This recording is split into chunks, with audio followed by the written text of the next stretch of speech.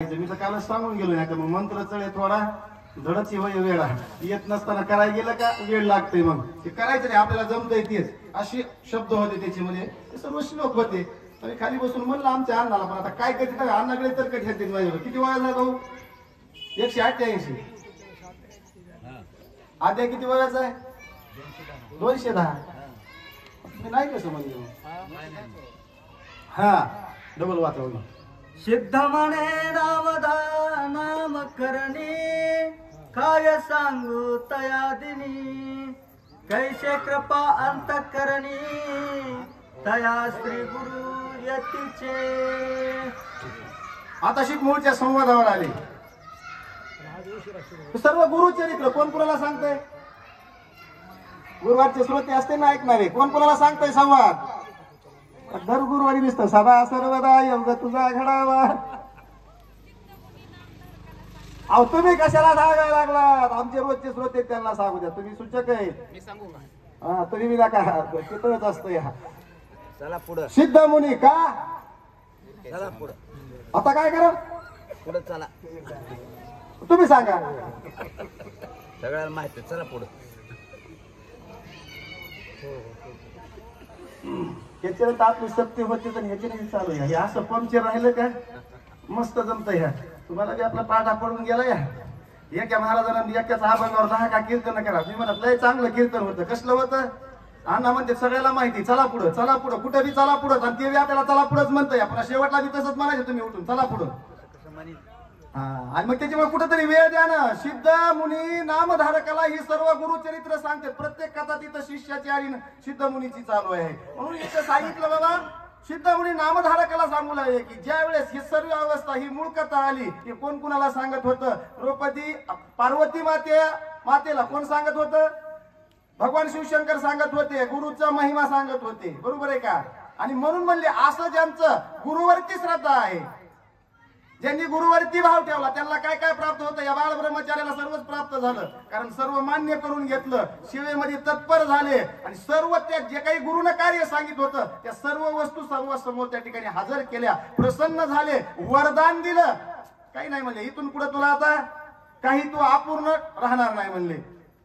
ही कालच्या अध्यायाची कथा आहे ही दुसऱ्या अध्यायामध्ये तेच चालू आहे म्हणून म्हणले काय सांगावं त्या ठिकाणचं असणार जे काही श्री गुरु होते यांचं असणार अंतकरण प्रसन्न झालं आणि त्या यतीला काय कृपा आशीर्वाद दिला.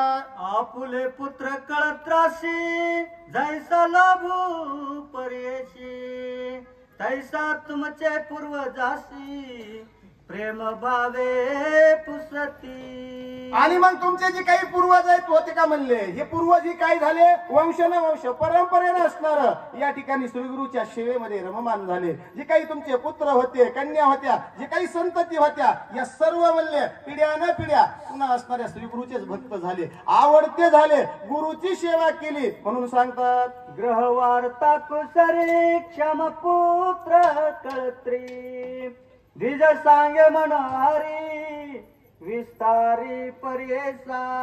आणि मग हा जो काही विस्तारित रूपानं जो काही कथा भाग आहे हे आपल्याला पुढच्या अध्यायामध्ये ऐकायला मिळणार आहे कारण हे द्विज आपल्या गुरुवर्याला त्या ठिकाणी सांगू लागले योग क्षेम कुशल सर्व आपल्या भार्याचं पत्नीचं मुलाबाळाचं संततीचं सर्व काही गुरुला वखाणी केली आणि तिथून पुढे या दोघांचा जो काही संवाद होणार आहे त्याचं विस्तारित कथन आपल्याला पुढच्या अध्यायात ऐकायला मिळणार आहे. पुत्र कळत्र म्हणी सांगे क्षमा समाधानी होते पुत्र 4 जण चरणावरी घातले. आणि जे काही या द्विजांचे ब्राह्मण देवाचे जे काही पुत्र होते ते श्री गुरुच्या चरणावरती त्या ठिकाणी म्हणले काय केले अर्पण केले नतमस्तक केले दर्शन घ्यायला लावलं आणि गुरुवार्याला सांगितलं यांना असणारा तुमचा कृपा आशीर्वाद प्राप्त व्हावं आणि हे तुमच्या सर्व सेवेमध्ये यांचं जीवन या ठिकाणी व्यतीत व्हावं असं त्या ठिकाणी कार्य केलेलं आहे. ज्येष्ठ सुत नागनाथ तयावर कृपा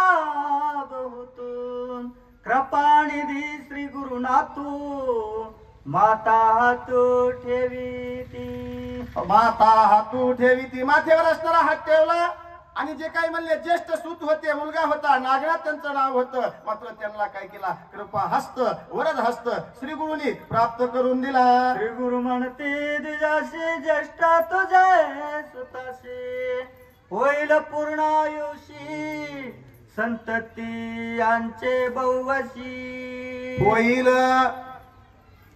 शब्द डबल घ्या, पूर्ण आयुषी असंच होतंय व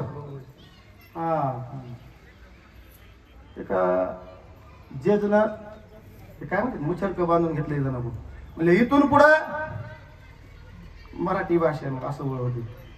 तू जर चोरी केली तर तुला शिक्षा करण्यात येईल. त्या कलर्सला लिहिताना आपलं मराठी भाषेमध्ये केलं, इथून पुढं मी जर चोरी केली कॉमा दिला, नाही तर चोरी केली नाही तर शिक्षा केली जाईल, चोरी केली तर शिक्षा केली जाईल. हे ना कॉमा हल्ला कुठं माहिती का, नाही चोरी केली कॉमा हल्ला पुढचं अर्ध वाक्य याला केली डबल चोरी गेलं भांडण जजकड.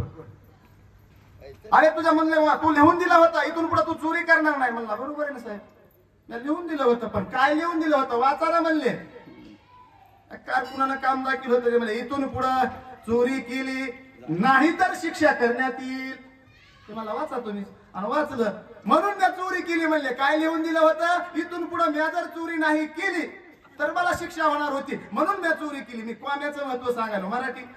तसं पूर्ण आयुष्य म्हणले काय होणार आहे, आयुष्य मर्यादा प्राप्त होणार आहे आणि सर्व आयुष्य ते ज्येष्ठ सूत तुमचे म्हणले काय करणार आहे, सेवेमध्ये आपलं आयुष्य त्या ठिकाणी पूर्णत्वाला नेणार आहे किंवा रत राहणार आहे. म्हणून सांगू लागले हाच भक्ता मासे आशल स्त्री युक्तीशी त्वा आता मल्लेच्याशी सेवा वंदना करावे. हा असणारा आम्हाला आता म्हणले आवडता आमचा भक्त राहील आणि स्त्रिय युक्ताशी सर्व सेवेशी तत्पर म्हणले, सर्व आमच्या अंतकरणापासून आवडता म्हणून भक्त राहील. मात्र तुम्ही आता काय करू नये म्हणले, म्ल्यांची सेवा शब्द कठीण आहे तो, गरुड पुराणामध्ये येते बघा शिवाय म्ल्यांची सेवा कोणाची कोणाला म्ल्यांचं म्हटलेलं आहे. मग असं म्हणले जी काही ज्यांचे अपुत्र असणारा त्या ठिकाणी अपवित्र असणारा वर्ण आहे, ज्यांना आपण अंत्य समजतो, अशा मंडळीची तुम्ही मात्र इथून पुढे सेवा करू नये, त्यांच्याशी नम्रता धारण करू नये किंवा त्यांची संगती धारण करू नये. त्यावेळेस हे तुमचं कार्य सिद्धीला जाईल म्हणून सांगू लागले.